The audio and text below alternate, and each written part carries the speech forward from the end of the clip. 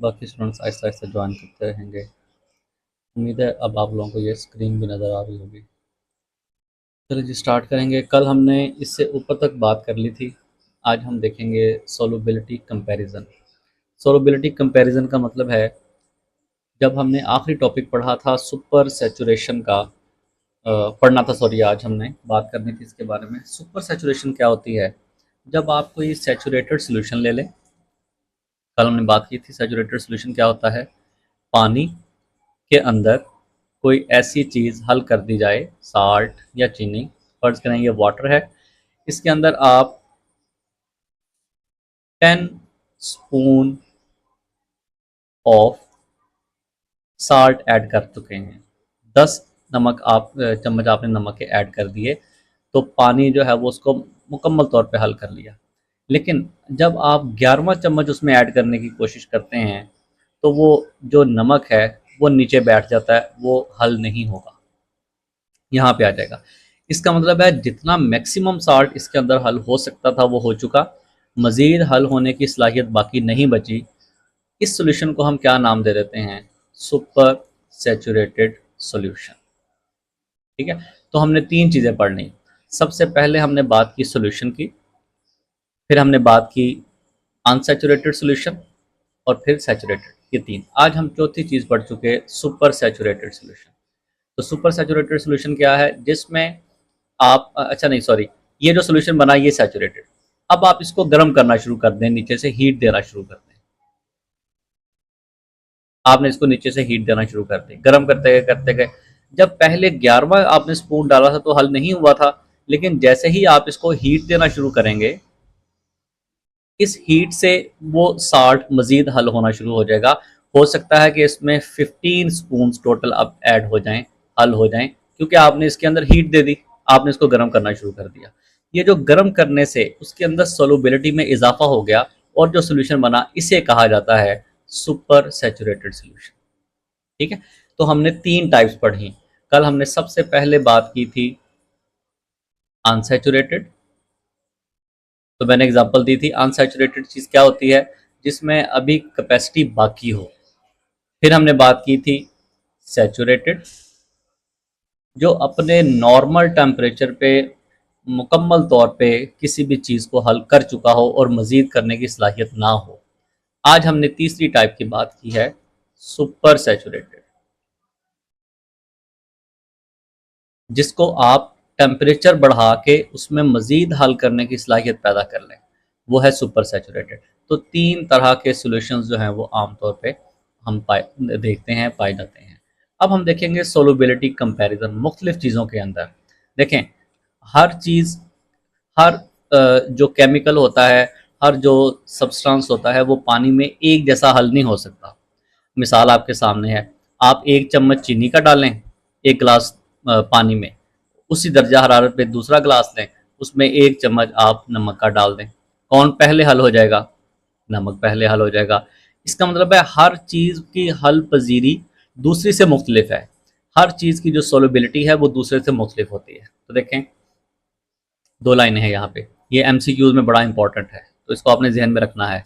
MCQs, ये मैंने आपको नोट्स दे दिए हुए हैं, जहाँ पे आपको नोट्स मिले हैं, अगर आप लिखें या प्रिंट करवाएं तो इसको अंडरलाइन करके यहाँ पे ज़रूर मेंशन कर दें कि एमसीक्यूज में ये क्वेश्चन आता होता है। अच्छा, NaCl किसको कहते हैं? साल्ट, जो नमक हम अपने घर में इस्तेमाल करते हैं। 36 ग्राम इन 100 gram of water, 20 degree centigrade पे 100 ग्राम पानी जो है वो 36 ग्राम नमक अपने अंदर हल कर सकता है इस टेम्परेचर पे, और ये टेम्परेचर नॉर्मल टेम्परेचर है। जबकि इसी टेम्परेचर पे 203 ग्राम 203 ग्राम शुगर जो है वो पानी में हल हो सकती है। इसका मतलब है sugar is more soluble due to larger molecule, क्योंकि चीनी के जो मॉलिक्यूल हैं वो बड़े साइज के होते हैं, उनमें हल होने की सलाहियत ज़्यादा होती है। तो बच्चों फिर बता रहा हूँ, ये जो तीन लाइनें हैं ये आपने MCQs के लिहाज से याद रखनी है।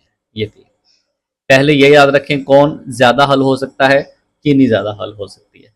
फिर आपसे पूछा जा सकता है बताएं कितने ग्राम हो सकती है, तो ये सिर्फ NaCl जो है वो सिर्फ 36 ग्राम हल होगा 100 ग्राम पानी में, जबकि उसी टेम्परेचर 20 डिग्री सेल्सियस पे शुगर जो है वो 203 ग्राम, बल्कि 204 है, 0.9 ग्राम तक 100 ग्राम पानी में हल हो सकती है। तो किसकी ज़्यादा सोलबिलिटी हुई? Sugar is more soluble than salt due to large molecule, क्योंकि इसके मॉलिक्यूल, इसके दाने जो हैं, इसके ज़रात बड़े होते हैं। ठीक है जी, चलें जी, आगे हमारा टॉपिक नया शुरू हो गया, आखिरी है इंशाल्लाह। अभी हम इसको 5-7 में ख़त्म करेंगे, फिर हम क्वेश्चन आंसर की तरफ चलते हैं, जो मैंने अभी आपके साथ एक मैसेज किया था शेयर, देखेंगे। नेक्स्ट टॉपिक है effect of temperature on solubility. अच्छा, अब ये तो आप सबको पता है कि टेम्परेचर बढ़ाने से सोलबिलिटी बढ़ती है या कम होती है? बताएं ज़रा मुझे एक दफ़ा, देखिए किस किस को समझ आई है। टेम्परेचर बढ़ाने से सोलबिलिटी बढ़ेगी या टेम्परेचर बढ़ाने से सोलबिलिटी कम होगी? सोलबिलिटी क्या होती है?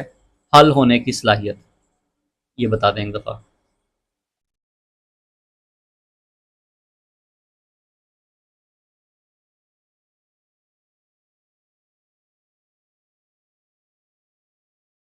जी, Hamza got the right answer कि टेम्परेचर जब भी हम बढ़ाते हैं तो सोलबिलिटी में भी क्या होता है? इजाफा होता है। इसकी एग्जांपल, इसके एक्सपेरिमेंट आप घर में, अनीस ने भी सही जवाब दे दिया, खुद भी कर सकते हैं बहुत आसानी से।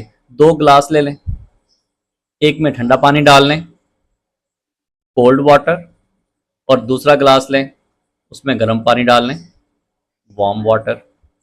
दोनों में एक एक स्पून शुगर ऐड कर दें, दोनों में। तो आप देखेंगे जो वार्म वाटर है ये जल्दी डिसॉल्व कर लेगा, मोर सोलबिलिटी जाहिर करेगा, क्योंकि इसका टेम्परेचर ज़्यादा है, जबकि उसी दौरान साथ पड़ा हुआ ठंडा पानी लेस सोलबिलिटी शो करेगा। तो बच्चों याद रखें, इस तरह के क्वेश्चन इस दफ़ा से आपको आने हैं, तो हम तैयारी भी उसी लिहाज से इंशाल्लाह करेंगे। जनरल रूल क्या है सोलबिलिटी का, जो आप लोगों ने खुद भी बता दिया कि solubility usually increases with temperature, हल पजीरी टेम्परेचर बढ़ाने के साथ बढ़ती है, बट नॉट ऑलवेज। ये एक अलार्मिंग बात है, ये हमारे लिए नई बात है, हमेशा ऐसा नहीं होता। अब देखते हैं, ये जो चीज़ें हैं आपके सामने, आपने पता क्या करना है, इनके सिर्फ कोई से 3 के नाम आपने याद रखे, which show more solubility with silver nitrate, potassium chloride. अगर पूछा जाए किन साल्ट्स की सोलबिलिटी बढ़ती है टेम्परेचर बढ़ाने से? अच्छा, फिर नो सिग्निफिकेंट चेंज, कुछ ऐसी चीज़ें भी हैं जिनमें कोई समझते हैं कि हमारे पास अगर एक, लेकिन ऐसा नहीं है। NaCl के ऊपर टेम्परेचर का कोई फ़र्क नहीं पड़ता, तो ये नो सिग्निफिकेंट चेंज। सिग्निफिकेंट का मतलब है वाज़ेह फ़र्क, कोई फ़र्क नहीं है। अच्छा, ये उससे भी एक अजीब बात है, डिक्रीज विद टेम्परेचर। कुछ ऐसे साल्ट्स भी हैं कि जिनका टेम्परेचर आप बढ़ा के बैठे हुए हैं कि जब concept, the right concept is that 3 decrease with temperature भी हो सकता है। आप लोग वो हैं जिनमें डिक्रीज होगी, ये भी इतना इंपॉर्टेंट नहीं है, ये भी इतना इंपॉर्टेंट नहीं है जितना चांसेस होते हैं। ठीक है, अंदर जब आप गैस को गर्म करना शुरू करा, चैप्टर हमारा अल्हम्दुलिल्लाह आज पूरा हो गया। 3 लेक्चर्स के अंदर हमने इसको ख़त्म किया। पहले लेक्चर में थोड़ी प्रॉब्लम हुई थी हमें कनेक्टिविटी की, तो हमारा टाइम ज़रा ज़ाया हुआ। दूसरा और तीसरा लेक्चर हमारा अच्छा गया, और इंशाल्लाह बाकी भी उम्मीद है कि ठीक रहेंगे। अब मैंने यहाँ पे कुछ 2 तरह के क्वेश्चन ऐड किए हैं आपके सामने। ये वो क्वेश्चंस हैं जो कि हमारी बुक के एक्सरसाइज में दिए गए हैं। ठीक है, एक्सरसाइज वाले क्वेश्चन मैंने यहाँ पे ऐड किए आप लोगों के लिए, और इसके बाद मैं कुछ क्वेश्चन वो शेयर करने वाला हूँ जो चैप्टर के अंदर से मैंने बनाए हैं, वो ज़्यादा इंपॉर्टेंट है इनसे भी। तो हम पहले इनको करेंगे। देखें ज़रा, पहले क्वेश्चन को मार्क कर लेते हैं ताकि आपको नज़र आ जाए कि क्वेश्चन कौन कौन से है। 1, why is chemistry divided in, कर दिया जाता है हर चीज़ को। Question number 2, which branches study reactions outside and inside the nucleus. कौन सी केमिस्ट्री की ऐसी ब्रांच है जिसमें हम केमिकल रिएक्शंस की बात करते हैं। What does analytical chemistry help with. अब देखिए, एनालिटिकल केमिस्ट्री की मैं आपसे पूछ लूँ, डिफाइन एनालिटिकल केमिस्ट्री, देखें वो क्वेश्चन नहीं आया। क्वेश्चन आया है what does analytical chemistry help with, यानी यूजेस ऑफ एनालिटिकल केमिस्ट्री आपने बताने हैं सिर्फ। What's the difference between graphite and graphene. देखिए दोनों नाम सुनने में एक जैसे हैं, लेकिन इनमें फ़र्क क्या है? अभी तक हमने चैप्टर पूरा पढ़ लिया, हमें ये लाइन नहीं मिली। तो यहाँ पे देखें, रिवीजन का पर्पस हमारा इंशाल्लाह ये रहेगा कि हमने वो क्वेश्चन निकालने हैं जो बुक में भी नहीं दिए हुए और एग्जाम में आ जाते हैं। Why are super critical fluids useful. अब देखेंगे ये सुपर क्रिटिकल फ्लूइड्स होते क्या हैं। What state of matter is found in the sun. ये वो क्वेश्चन है जो उन्होंने एक्सरसाइज में दिए हैं, हम पूरा चैप्टर पढ़ चुके हैं, हमें ये क्वेश्चन नहीं मिले। चलिए अब हम इनके आंसर भी तलाश करेंगे। Why is graphene important? What form of matter do most things around us have? अगले क्वेश्चन बाद में देखते हैं, एक या दो हैं बस। अच्छा, अब इनके आंसर देखते हैं। पहला, why is chemistry divided into different branches? Chemistry is a big subject, ठीक है, so dividing it helps us understand it better. Divide करने का मकसद होता है कि हमें वो चीज़ आसानी से समझ आ जाए, ठीक है। दूसरा point, different areas like medicine, environment and industry need special knowledge. देखिए, एक बंदा पूरी केमिस्ट्री की तमाम ब्रांचेस को तो नहीं पढ़ सकता, इसलिए इसको डिवाइड कर दिया गया ताकि कोई बंदा एक ब्रांच को पकड़े, उसके बारे में सारी इन्फॉर्मेशन ले ले, उसमें एमफिल करे, उसमें पीएचडी करे और उसको उस चीज़ में मास्टरी हासिल हो जाए। तीसरा, it help scientist to solve specific problems more easily. इससे साइंसदानों को मदद मिलती है कि वो हमारे जो रोज़मर्रा के मसाइल हैं उनको अच्छे तरीके से हल कर सकें।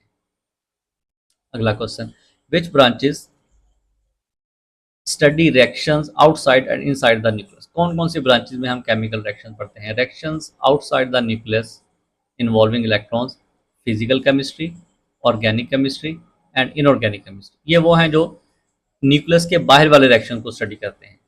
और रिएक्शंस इनसाइड द न्यूक्लियस हम पढ़ते हैं न्यूक्लियर केमिस्ट्री में। तो मैंने जब हमने ये बात डिस्कस की थी तो मैंने कहा था कि जो एटॉमिक बम होता है, जिसको हम एटम बम कहते हैं, एटम बम, वो असल में एटम के न्यूक्लियस का बॉम्ब होता है। तो वो न्यूक्लियर केमिस्ट्री में पढ़ाया जाता है कि वो कैसे काम करेगा, कैसे बनाया जाएगा, एटसेट्रा। उसके बाद देखें, what does analytical chemistry help with? Analytical chemistry के फ़ायदे क्या हैं? ये सिंपल सादा ज़ुबान में देखिए, क्वेश्चन बहुत आसान है, what are the uses of analytical chemistry, लेकिन पूछा गया डिफरेंट वर्डिंग में। It helps find out what substances are in a sample, कि किसी भी चीज़ में से आप अगर कोई सैंपल कहा जाता है बहुत ज़्यादा चीज़ में से थोड़ा सा इकट्ठा कर लेना। जैसे आपको कहा जाए कि समुंदर का पानी कैसा है, तो आप सारा तो नहीं पिएंगे, आप उसमें से थोड़ा सा कलेक्ट कर लेंगे, collect a glass of water, और उस ग्लास ऑफ वाटर को आप टेस्ट करेंगे, पी के देखेंगे, लेबॉर्ट्री में चेक करेंगे, जो भी करेंगे, तो आप उसमें से थोड़ा सा निकालते हैं। वो जो थोड़ा सा निकाला जाता है उसे कहा जाता है सैंपल। अच्छा, दूसरा पॉइंट है, it checks how much of a substance is present. ये बताने के लिए कि इस सैंपल ग्लास ऑफ वाटर जो आपने निकाला है, इसमें NaCl कितना है, आम नमक। देखिए, ये सबको पता है कि समुंदर का पानी जो है वो नमकीन होता है। तो क्या कभी ये किसी ने सोचा कि हम इसमें से नमक अलग करके क्यों ना इसको इस्तेमाल करें, उस NaCl को, इसको सेल करें, इसकी इंडस्ट्री पे हम अपना इसको एक्सपोर्ट में इस्तेमाल करें, बाहर के मुल्कों को बेचें। तो ये जो चीज़ आपने एक चीज़ निकालनी है पूरे सैंपल में से, ये एनालिटिकल केमिस्ट्री का फ़ायदा है।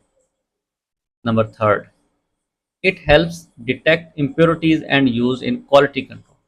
इससे हमें ये पता चलता है कि इसके अंदर खराबियाँ क्या हैं। जैसे आपने देखा होगा, ये अक्सर सुनते हैं फूड कंट्रोल अथॉरिटी वालों ने इतने हज़ार गैलन दूध ज़ाया कर दिया, तलब कर दिया। क्या वजह होती है? वो उसमें से एक गिलास निकालते हैं दूध का, उसको चेक करते हैं और देखते हैं कि इसमें हैवी मेटल्स कितने हैं। हैवी मेटल होते हैं पानी के अंदर पाए जाने वाले जहरीले मादे। हैवी मेटल अगर मिल जाए, इसका मतलब है कि उस बंदे ने इसमें गंदा पानी मिलाया है। तो हैवी मेटल एक इम्प्योरिटी है। इसको फाइंड हमने कैसे किया? एनालिटिकल केमिस्ट्री से, ठीक है। तो ये तीन मकासद होते हैं एनालिटिकल केमिस्ट्री को पढ़ने के। Next, what's the difference between graphite and graphene? देखें, graphite has many layers of carbon, graphene is just one layer of carbon atoms. इस तरह से कार्बन, कार्बन, कार्बन, फिर नीचे वाले कार्बन की एक और लेयर ऊपर वालों के साथ भी जुड़ी हुई है, उसके नीचे कार्बन, कार्बन की एक और लेयर अपने से ऊपर वालों के साथ। ये जो लेयर बाय लेयर है, ये ग्रेफाइट है। और अगर कार्बन कार्बन एक लॉन्ग चेन में हो, सिर्फ उसकी कोई ऊपर नीचे ब्रांचेज ना हो, तो वो क्या कहलाएगा? ग्रेफीन। देखिए, हमें चैप्टर के अंदर ये चीज़ नहीं मिली थी, हमें क्वेश्चन आखिर में मिल गया। Why are super critical fluids useful? Super critical fluids को हम क्यों इस्तेमाल करते हैं? They can act like both gases and liquids. देखिए, कोई भी ऐसी चीज़ नहीं है हमारे नॉलेज में जो गैस भी हो लेकिन लिक्विड भी हो एक ही वक्त में, लेकिन सुपर क्रिटिकल फ्लूइड्स ऐसे ही होते हैं। Use in the medicine, removing caffeine from the coffee and cleaning.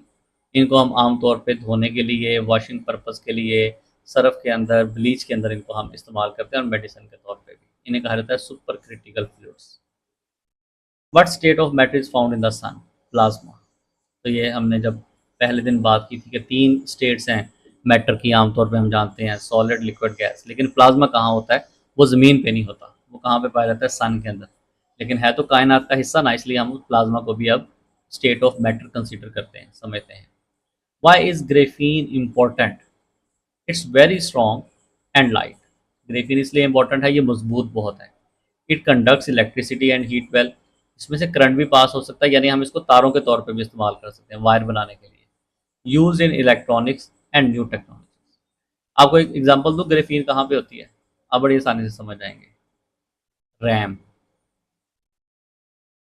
RAM के अंदर जो चिप्स लगी होती हैं छोटी छोटी, गोल्डन कलर की, समटाइम सिल्वर, वो जो चिप्स होती हैं वो ग्रेफीन है। तो देखिए वो कितने लाइट वेट है, लेकिन काम वो मुकम्मल वही करती हैं जो हमारी कॉपर की तार कर रही होती है, यानी करंट वगैरह उसमें से इजीली पास हो सकता है। ठीक है, नेक्स्ट है, what form of matter do most things around us have? Solid. हमारे इर्द गिर्द ज़्यादा क्या चीज़ें हैं? हमारे इर्द गिर्द ज़्यादा जो चीज़ें हैं वो सॉलिड है। उसके बाद ये हमारे सारे शॉर्ट क्वेश्चन हो गए जो हमने लॉ बुक में से करने हैं। ठीक है, नेक्स्ट हम देखेंगे long question, constructed response question, लेकिन बहुत इजी वर्डिंग में मैंने यहाँ पे ऐड किए हैं, देखते जाएं। पहले हम क्वेश्चन मार्क कर लेते हैं। What does a super critical fluid look like? How is plasma made in fluorescent tube? Fluorescent tube कहा जाता है ये जो जलने बुझने वाली ट्यूब्स होती हैं। What's the difference between organic chemistry and biochemistry?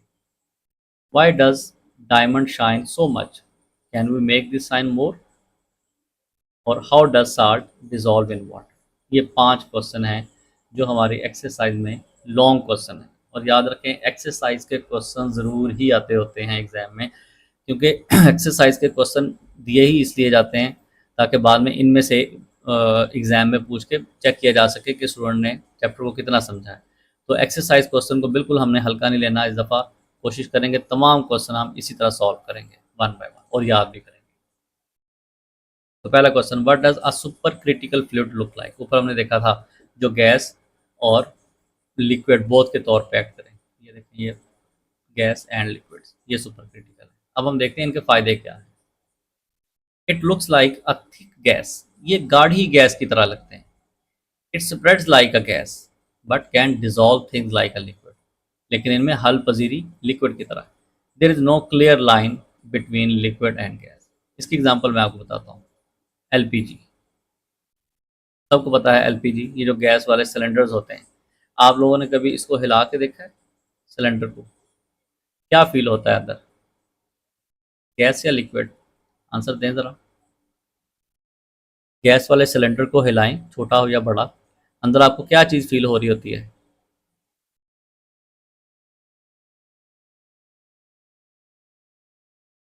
कि अंदर गैस है या अंदर माया है, लिक्विड है कोई?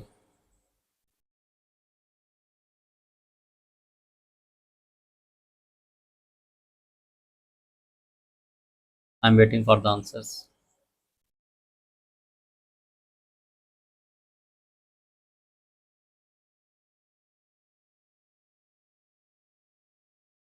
Hamza, you need to do this experiment again. Liquid, liquid feel होगा हमेशा, लिक्विड कभी नहीं। आप उसको हिला के देखेंगे, आपको ऐसे लगेगा कि देख लें ये कोई इतना मुश्किल नहीं है। किसी भी सिलेंडर वाली शॉप पर चले जाए, उसे एक सिलेंडर लेना है हमने भरा हुआ, वो कहेगा ये पड़ा हुआ है, बस उठा के उसको हिला के देख लें, आपका एक्सपेरिमेंट हो गया। तो एक्सपेरिमेंट का ये सुपर क्रिटिकल फ्लूइड है जो कभी आपको लिक्विड लगे, कभी आपको गैस लगे।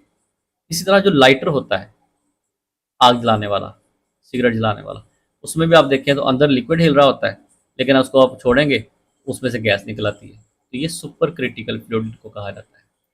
उसके बाद है, how is plasma made in a fluorescent tube? जो ट्यूब्स होती हैं चमकदार, इनके अंदर प्लाज्मा कैसे बनता है?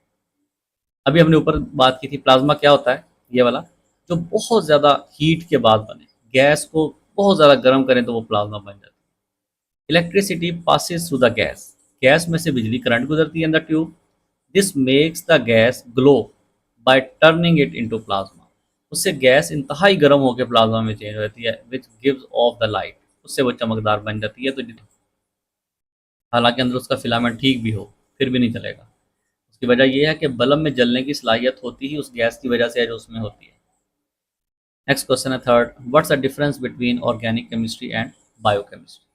Organic chemistry studies carbon compounds, biochemistry studies chemicals found in living things like protein and DNA. तो हम बात कर चुके हैं ऑलरेडी कि ऑर्गेनिक केमिस्ट्री जिसमें कार्बन और हाइड्रोजन के कंपाउंड्स होते हैं, और बायोकेमिस्ट्री जो जानदारों के जिस्म में पाए जाने वाले केमिकल। एक हमने डायग्राम देखी थी, तस्वीर देखी थी डायमंड की, बिल्कुल मैला सा पत्थर लगता है, उसको देख के नहीं पहचाना जा सकता कि ये कोई, वो हाँ मुझे याद है मैंने डिलीट कर दी थी, कि ये कोई पत्थर है या ये डायमंड है।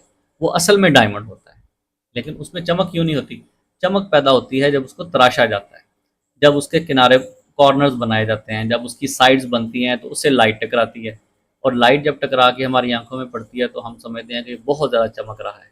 तो असल में उसके अंदर से कोई चीज़ नहीं निकल रही। असल में क्या चीज़ को चमकाती है? सूरज की रोशनी, बल्ब की रोशनी। इस जब भी रोशनी टकराती है तो वो उसकी रिफ्लेक्शन बढ़ती है असल में। तो यहाँ पे देखेंगे diamond shines because it bends light inside it very well, क्योंकि इसके अंदर लाइट को टकरा के वापस भेजने की सलाहियत बहुत ज़्यादा है। देखिए क्या चीज़ को कीमती बना रही है? Light bending ability. लाइट को बेंड करने की सलाहियत सबसे ज़्यादा डायमंड में है, इसलिए सबसे कीमती। Yes we can make it shine more by cutting it in a better, जितने अच्छे तरीके से इसको काटा और तराशा जाएगा उतनी अच्छी इसकी शाइन बनेगी। How does salt dissolve in water, पानी जो है वो नमक में कैसे होता है हल? Water breaks the salt into tiny particles, पानी पहले उसको तोड़ेगा छोटे छोटे पीसेस में, these particles spread out evenly in the water making a clear solution, और वो पार्टिकल जब छोटे हो जाएंगे तो पानी में जल्दी हल हो जाएंगे। ठीक है जी, चलें ये हमारी आज की क्लास थी। बस ये नोट्स और जो मैंने खुद से क्वेश्चन बनाए हैं from with in the chapter, वो नोट्स ये मैं दोनों आपको अभी 1-2 मिनट के अंदर ही शेयर कर दूंगा इंशाल्लाह। आज की क्लास हमारी इतनी ही थी। जिन बच्चों ने ज्वाइन की है दैट्स वेरी गुड। इसका मैं लिंक भी अब शेयर नहीं करूँगा ग्रुप के अंदर, जो बच्चे क्लास लेंगे सिर्फ वो ही ले सकेंगे। अगर कोई क्वेश्चन है तो पूछ लें जल्दी से, वरना फिर क्लास बंद कर देते हैं। आप लोग फ्री हैं, वीकेंड एंजॉय करें, कल का दिन है, परसों का दिन है, मंडे को टेस्ट होगा इंशाल्लाह। Thank you Hamza, you really enjoyed the lecture then. तो परस मंडे को इंशाल्लाह इसका टेस्ट होगा। ये क्वेश्चन उस टेस्ट में ज़रूर आएंगे, ज़ाहिर है सारे तो नहीं आएंगे, लेकिन इनमें से मैं ज़्यादा क्वेश्चन उठाऊँगा। ठीक है बच्चों, अगर कोई क्वेश्चन नहीं है आप लोगों का, एवरीथिंग इज़ क्लियर, तो अस्सलाम वालेकुम।